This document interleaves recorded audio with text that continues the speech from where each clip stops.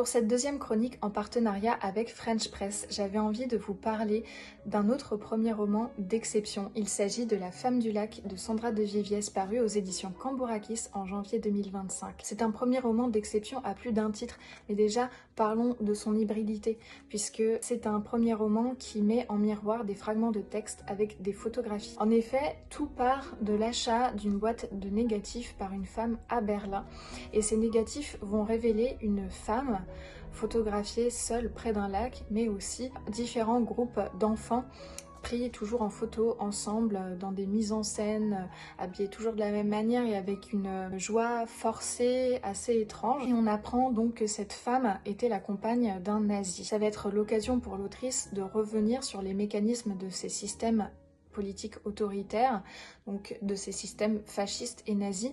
Comment ces systèmes, c'est-à-dire comment les politiques mais aussi les professionnels de santé vont établir des diagnostics d'individus qui sortent des normes, des codes pour les torturer et pour les exterminer comme on le sait. C'est un véritable tour de force puisque l'autrice va à travers le langage, la ponctuation, l'esthétique, les définitions, la manière d'habiter les pages, va reprendre le pouvoir et va retrouver cette liberté qui a été totalement supprimée par ces systèmes.